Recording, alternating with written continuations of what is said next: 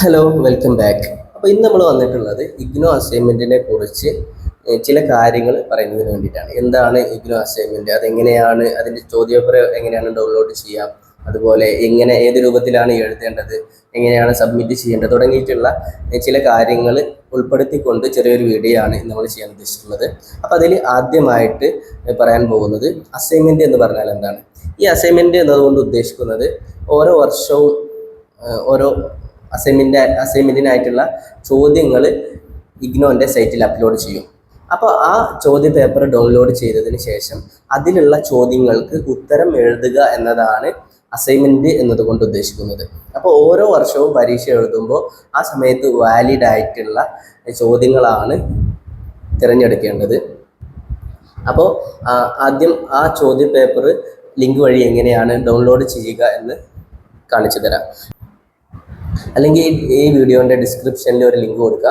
ആ ലിങ്കിൽ ക്ലിക്ക് ചെയ്ത് കഴിഞ്ഞാൽ അസൈൻമെൻറ്റിൻ്റെ ക്വസ്റ്റ്യൻസ് ഡൗൺലോഡ് ചെയ്യുന്ന ഇൻ്റർഫേസിലേക്ക് എത്താവുന്നതാണ്. അവിടെ നിങ്ങൾക്ക് നിങ്ങളുടെ സബ്ജക്റ്റ് കോഡ് എന്താണോ അതിനനുസരിച്ച് അവിടെ നിന്ന് അസൈൻമെൻറ്റിൻ്റെ ക്വസ്റ്റ്യൻസ് ഡൗൺലോഡ് ചെയ്യാവുന്നതാണ്. അസൈൻമെൻറ്റിൻ്റെ ചോദ്യങ്ങൾ ലഭിക്കുന്നതിന് വേണ്ടി നമ്മൾ ഗൂഗിൾ എടുത്തതിന് ശേഷം അതിൽ ഇഗ്നോ അസൈൻമെൻറ്റ് എന്ന് ടൈപ്പ് ചെയ്യുക. അപ്പോൾ ഇങ്ങനൊരു ഇൻ്റർഫേസാണ് വരിക. അപ്പോൾ അതിലുള്ള ആദ്യത്തെ ലിങ്കിൽ ക്ലിക്ക് ചെയ്യുക. അപ്പോൾ ആ ലിങ്കിൽ ക്ലിക്ക് ചെയ്ത് കഴിഞ്ഞാൽ ഇഗ്നോ പ്രൊവൈഡ് ചെയ്യുന്ന എല്ലാ കോഴ്സുകളുടെയും ഡീറ്റെയിൽസ് അതിൽ നൽകിയിട്ടുണ്ടാവും. അപ്പോൾ നമ്മുടെ കോഴ്സ് ഏതാണോ അത് സെലക്ട് ചെയ്യുക. ഇനി MA ആണോ, BA ആണോ, അങ്ങനെ തുടങ്ങിയിട്ട്, അതോ PG ഡിപ്ലോമയാണോ, അതോ വെറും ഡിപ്ലോമ കോഴ്സാണോ, സർട്ടിഫിക്കറ്റ് കോഴ്സാണോ, നമ്മൾ ഏത് കോഴ്സാണോ എടുക്കുന്നത് ആ ഒരു ലിങ്കിൽ ക്ലിക്ക് ചെയ്യുക. അപ്പോൾ നമ്മൾ ഡിഗ്രിയുടേതായതുകൊണ്ട് ബാച്ചിലേഴ്സ് ഡിഗ്രി പ്രോഗ്രാം എന്ന് സെലക്ട് ചെയ്യുക. അതിനുശേഷം ഇതിൽ ഒരുപാട് ബാച്ചിലേഴ്സ് ഡിഗ്രി പ്രോഗ്രാംസുകൾ കൊടുത്തിട്ടുണ്ട്. അപ്പോൾ അതിൽ നമ്മളുടെ പ്രോഗ്രാം ഏതാണ് എന്ന് സൂക്ഷ്മമായി നോക്കിയതിന് ശേഷം അത് സെലക്ട് ചെയ്യുക. അത് സെലക്ട് ചെയ്ത് കഴിഞ്ഞാൽ പിന്നീട് നോക്കേണ്ടത് നമ്മുടെ സബ്ജക്റ്റ് കോഡ് എന്താണെന്നാണ്. ഇതിൽ ഒരുപാട് വിഷയങ്ങൾ കൊടുത്തിട്ടുണ്ട്, ഒരുപാട് സബ്ജക്റ്റുകൾ കൊടുത്തിട്ടുണ്ട്, എലക്റ്റീവ്സ് ഉണ്ട്.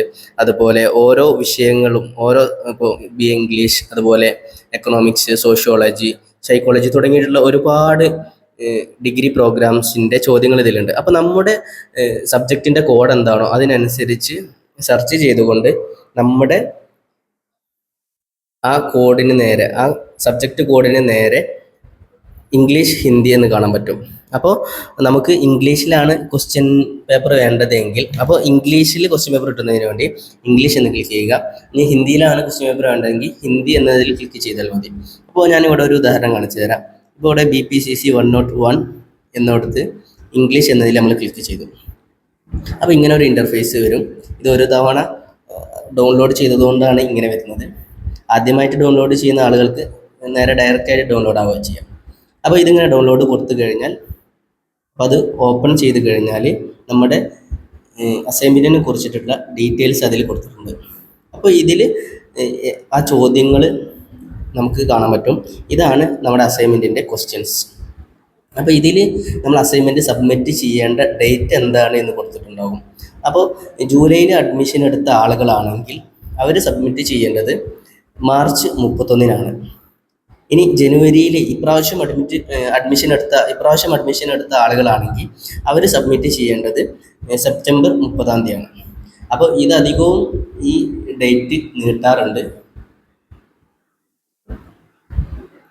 അപ്പോൾ ഇത്രയും കാര്യങ്ങളാണ് ഇതിനെക്കുറിച്ച് പറയാനുള്ളത്.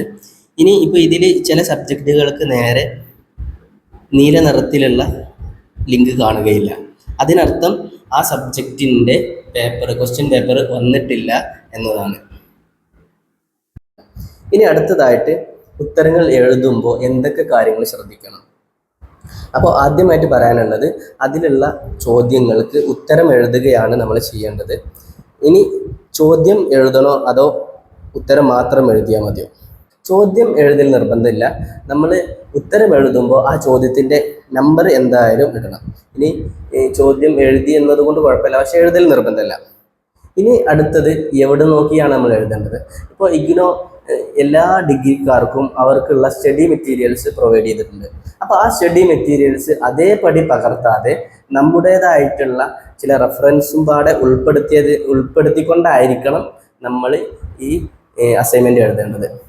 അപ്പോൾ നമുക്കിപ്പോൾ ഓൺലൈനിൽ ഒരുപാട് അസൈൻമെൻറ്റുകൾ വാങ്ങാൻ കിട്ടും. അപ്പോൾ അവിടെ അവരിൽ നിന്ന് വാങ്ങിയിട്ട് എഴുതുന്നതിന് പകരം നമ്മൾ തന്നെ, നമ്മളിപ്പോൾ ഈ കോഴ്സ് എടുത്തിട്ടുള്ളത് സ്വയം പഠിക്കുന്നതിന് വേണ്ടിയിട്ടാണല്ലോ. അപ്പോൾ അതിൻ്റെ ഒരു ഭാഗമായി കണ്ടുകൊണ്ട് നമ്മൾ തന്നെ സ്വയം എഴുതാൻ വേണ്ടി ശ്രമിക്കുക. ഇനി അടുത്തത് എങ്ങനെയാണ് എഴുതേണ്ടത്. നമ്മൾ സാധാരണ സ്കൂളുകളിലൊക്കെ അസൈൻമെൻറ്റും പ്രൊജക്റ്റുകളൊക്കെ എഴുതാറുണ്ട്. അപ്പോൾ അതിന് ഇൻട്രൊഡക്ഷൻ, കൺക്ലൂഷൻ തുടങ്ങിയിട്ടുള്ള കാര്യങ്ങളൊക്കെ ഉൾപ്പെടുത്താറുണ്ട്. പക്ഷേ ഈ ഒരു അസൈൻമെൻറ്റ് എഴുതുന്ന സമയത്ത് അതിന് പ്രത്യേകിച്ച് ഇൻട്രൊഡക്ഷനോ കൺക്ലൂഷനോ റെഫറൻസോ ആവശ്യമില്ല. പിന്നെ പേപ്പർ A4 പേപ്പറിലാണ് എഴുതേണ്ടത്. അത് നമുക്ക് വരയുള്ളതോ വരയില്ലാത്തതോ ആയിട്ടുള്ള പേപ്പർ ചൂസ് ചെയ്യുക, അത് നമ്മളുടെ ഇഷ്ടമാണ്. ഇനി മാർജിൻ എങ്ങനെയാണ് ഇടേണ്ടത്. അത് സാധാരണ നമ്മൾ അസൈൻമെൻറ്റിനൊക്കെ മാർജിൻ ഇടുന്നത് പോലെ തന്നെ 4 സൈഡിലും മാർജിൻ ഇടണം. അപ്പോൾ അസൈൻമെൻറ്റ് കംപ്ലീറ്റ് ആയതിനു ശേഷം നമ്മളത് തുന്നുന്നതിന് വേണ്ടി ഹോൾ ഇടൂലേ, ആ ഭാഗത്ത് കുറച്ച് വീതി കൂട്ടിയിട്ട് ബാക്കിയുള്ള ഭാഗത്തൊക്കെ സാധാ നമ്മൾ ഒരു മാർജിൻ ഇടുന്നത് പോലെ മാർജിൻ ഇടുക.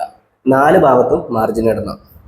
ഇനി അടുത്തത് പറയാൻ പോകുന്നത് പേപ്പറിൻ്റെ അപ്പുറത്തും ഇപ്പുറത്തും എഴുതണം. സാധാരണ നമ്മൾ അസൈൻമെൻറ്റ് എഴുതുന്ന സമയത്ത് പേപ്പറിൻ്റെ ഒരു ഭാഗത്ത് മാത്രമേ എഴുതാറുള്ളൂ, അപ്പുറത്തെ ഭാഗം ബ്ലാങ്ക് ആക്കി വിടലാണ്.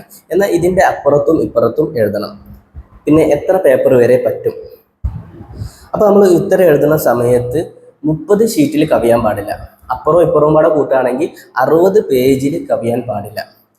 അപ്പോൾ പേജിൻ്റെ 2 സൈഡും എഴുതണമെന്ന് ഞാൻ പറഞ്ഞത് ഞങ്ങളുടെ സ്റ്റഡി സെൻറ്റർ ഞങ്ങൾക്ക് നൽകിയിട്ടുള്ള നിർദ്ദേശം അനുസരിച്ചിട്ടാണ്. ഇനി നിങ്ങൾക്ക് അങ്ങനെ പ്രത്യേകിച്ച് നിർദ്ദേശമൊന്നും നൽകിയിട്ടില്ലെങ്കിൽ നിങ്ങൾ ഒരു സൈഡ് മാത്രം എഴുതിയാൽ മതി.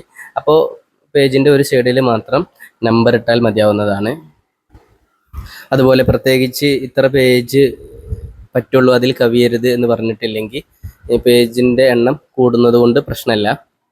പിന്നെ ഒരു ചോദ്യത്തിന് എത്ര ഉത്തരം എഴുതണം, അതിന് പ്രത്യേകിച്ച് പ്രസക്തിയില്ല. കാരണം ചില ആളുകൾ ഉത്തരം എഴുതുമ്പോൾ കുറച്ച് കൂടുതൽ എഴുതാം, ചില ആളുകൾ എഴുതുമ്പോൾ കുറച്ച് കുറവായിരിക്കും. അപ്പോൾ അതിൽ ഉത്തരമായാൽ മതി, അത് ഇത്ര അളവിൽ വേണം എന്നൊരു കണ്ടീഷനില്ല.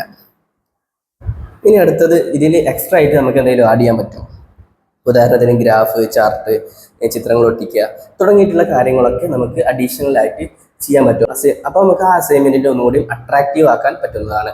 ഇനി അടുത്തത് കളർ പേനകൾ ഉപയോഗിക്കാൻ പറ്റും. അത് നമുക്ക് ഹെഡിങ് എഴുതാൻ അല്ലെങ്കിൽ അണ്ടർലൈൻ ചെയ്യാൻ, പ്രധാനപ്പെട്ട പോയിന്റ് ഔട്ട് ചെയ്യാൻ തുടങ്ങിയിട്ടുള്ള കാര്യങ്ങൾക്ക് വേണ്ടി നമുക്ക് കളർ പേന യൂസ് ചെയ്യാവുന്നതാണ്. പിന്നെ എഴുതുമ്പോൾ എന്തൊക്കെ കാര്യങ്ങളാണ് ശ്രദ്ധിക്കേണ്ടത്. അതിലാദ്യമായിട്ട് പറയാനുള്ളത്, പരമാവധി നമ്മൾ ബ്ലൂ ഇങ്ക് വെച്ചിട്ടുള്ള പേന കൊണ്ട് എഴുതാൻ ശ്രമിക്കണം. കാരണം ഒരുപാട് ആളുകൾ ഇത് ഫോട്ടോ കോപ്പി എടുത്തുകൊണ്ട് അങ്ങനെ സബ്മിറ്റ് ചെയ്യുന്ന പ്രവണത കണ്ടുവരുന്നുണ്ട്. അപ്പോൾ അതുകൊണ്ട് നമ്മൾ പരമാവധി ബ്ലൂ ഇങ്ക് ഉപയോഗിച്ചുകൊണ്ട് തന്നെ എഴുതാൻ ശ്രമിക്കുക. എന്നാൽ നേരത്തെ പറഞ്ഞതുപോലെ നമ്മൾ അണ്ടർലൈൻ ചെയ്യാനോ അല്ലെങ്കിൽ പ്രധാനപ്പെട്ട പോയിന്റുകൾ അത് അറിയിക്കാൻ വേണ്ടിയിട്ടൊക്കെ നമുക്ക് വേണമെങ്കിൽ കളർ യൂസ് ചെയ്യാവുന്നതാണ്. അതുപോലെ ഒരു കളർ മാത്രം ഉപയോഗിച്ചുകൊണ്ടേ എഴുതാൻ പറ്റുകയുള്ളൂ. ഹൈലൈറ്റ് ചെയ്യേണ്ട ഭാഗത്തോ അല്ലെങ്കിൽ അണ്ടർലൈൻ ചെയ്യേണ്ട ഭാഗത്തൊക്കെ പെൻസിൽ കൊണ്ട് മാത്രമേ ചെയ്യാൻ പറ്റുള്ളൂ എന്നൊക്കെ പറയുന്നത് കേട്ടിട്ടുണ്ട്.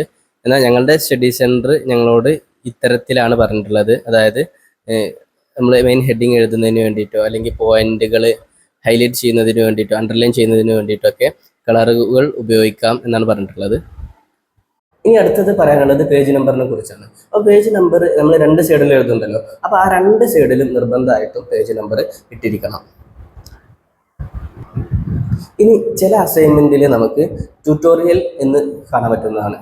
ഉദാഹരണത്തിന് ഈ ചിത്രത്തിൽ കാണുന്നത് പോലെ നമ്മുടെ അസൈൻമെൻറ്റിൽ ട്യൂട്ടോറിയൽ എന്ന് പറഞ്ഞുകൊണ്ട് കുറച്ച് ചോദ്യങ്ങൾ കാണുന്നതാണ്. അങ്ങനെ ഉണ്ടാവുന്ന സമയത്ത് ഒരു പേജിൽ ട്യൂട്ടോറിയൽ എന്ന് വ്യക്തമായി എഴുതിയതിന് ശേഷം കുറച്ച് വലുതാക്കിക്കൊണ്ട് കളർ വെച്ചുകൊണ്ടോ അല്ലെങ്കിൽ പേന ഉപയോഗിച്ചുകൊണ്ടോ ട്യൂട്ടോറിയൽ എന്ന് എഴുതിയതിന് ശേഷം ട്യൂട്ടോറിയൽ എഴുതാൻ ശ്രമിക്കുക. ട്യൂട്ടോറിയൽ നിർബന്ധമായും എഴുതിയിരിക്കണം. ഇനി ഏറ്റവും അവസാനമായി കൊണ്ട് പറയാനുള്ളത്, ഈ അസൈൻമെൻറ്റ് എഴുതുന്ന സമയത്ത് അതിൻ്റെ ഓർഡറാണ്. ആദ്യം ഏത് പേപ്പറാണ് വയ്ക്കേണ്ടത്, അതിനുശേഷം ഏത് പേപ്പറാണ് വയ്ക്കേണ്ടത് എന്നീ ഓർഡറും പിന്നെ അതെങ്ങനെയാണ് സബ്മിറ്റ് ചെയ്യേണ്ടത്. അപ്പോൾ ആദ്യമായിട്ട് നമ്മൾ വയ്ക്കേണ്ടത് ഇവാലുവേഷൻ ഷീറ്റിൻ്റെ 2 കോപ്പി, അതാണ് ആദ്യമായിട്ട് നമ്മൾ വയ്ക്കേണ്ടത്. ഇനി രണ്ടാമതായിക്കൊണ്ട് പേഴ്സണൽ ഡാറ്റ ഷീറ്റ്, ഈ ഷീറ്റാണ് നമ്മൾ രണ്ടാമതായിക്കൊണ്ട് വെക്കേണ്ടത്. ഇനി മൂന്നാമതായി കൊണ്ട് നമ്മൾ വെക്കേണ്ടത് നമ്മുടെ ക്വസ്റ്റ്യൻ പേപ്പറാണ്. ആ ക്വസ്റ്റ്യൻ പേപ്പർ അടങ്ങി നമ്മൾ അസൈൻമെൻറ്റിൻ്റെ ക്വസ്റ്റ്യൻസ് ഡൗൺലോഡ് ചെയ്ത സമയത്ത് അതിൽ ക്വസ്റ്റ്യൻസ് ഉള്ള ഒരു പേജ് ഉണ്ടാവും. ആ പേജ് മൂന്നാമതായി കൊണ്ട് നമ്മുടെ അസൈൻമെൻറ്റിൽ വെക്കേണ്ടതാണ്. ഇനി ഏറ്റവും അവസാനമായി കൊണ്ട് നമ്മുടെ ആൻസർ എഴുതിയ ഷീറ്റുകളാണ് വെക്കേണ്ടത്. ഇനി ഏറ്റവും അവസാനമായിട്ട് ഇത് എങ്ങനെയാണ് സബ്മിറ്റ് ചെയ്യേണ്ടത്? നമ്മളുടെ ഈ അസൈൻമെൻറ്റ് എഴുതിയതിന് ശേഷം അസൈൻമെൻറ്റിൻ്റെ ലാസ്റ്റ് ഡേറ്റിന് മുമ്പ് സ്റ്റഡി സെൻറ്ററിൽ നേരിട്ട് കൊണ്ടുപോയി സബ്മിറ്റ് ചെയ്യുകയാണ് ചെയ്യേണ്ടത്. ഇനി സ്റ്റഡി സെൻറ്റർ നിർദ്ദേശിക്കുന്നതിനനുസരിച്ച് പോസ്റ്റ് ചെയ്യുകയും ചെയ്യാം. ഇനി അസൈൻമെൻറ്റ് സബ്മിറ്റ് ചെയ്യുന്ന സമയത്ത് നമ്മൾ അക്നോളജ്മെൻറ്റ് കാർഡ് എന്ന് പറഞ്ഞിട്ട് ഒരു ഫോമും പാടെ കയ്യിൽ പിടിക്കാറുണ്ട്. അത് എന്തിനാണെന്ന് വെച്ച് കഴിഞ്ഞാൽ നമ്മൾ എത്ര സബ്ജക്റ്റ് ടോട്ടൽ എത്ര സബ്ജക്റ്റിൻ്റെ അസൈൻമെൻറ്റ് നമ്മൾ ടോട്ടൽ എഴുതി അത് നമ്മൾ ആ ഒരു ഷീറ്റിൽ അടയാളപ്പെടുത്തിയതിന് ശേഷം അത് അവർക്ക് ഒരു കോപ്പി കൊടുക്കും, നമ്മളുടെ കയ്യിൽ ഒരു കോപ്പി വെക്കും. അപ്പോൾ അതിൽ അവരുടെ സീൽ വെച്ച് തരുന്നതാണ്. നമ്മൾ ഈ അസൈൻമെൻറ്റ് കൊടുത്തു എന്നതിനുള്ള ഒരു തെളിവായിട്ട് അത് പരിഗണിക്കാവുന്നതാണ്. അപ്പോൾ ഇതൊക്കെ ഡൗൺലോഡ് ചെയ്യാനുള്ള ലിങ്ക് ഞാൻ ഈ വീഡിയോൻ്റെ ഡിസ്ക്രിപ്ഷനിൽ കൊടുക്കുന്നുണ്ട്. അപ്പോൾ അതുവഴി നിങ്ങൾക്കത് ഡൗൺലോഡ് ചെയ്തെടുക്കാവുന്നതാണ്.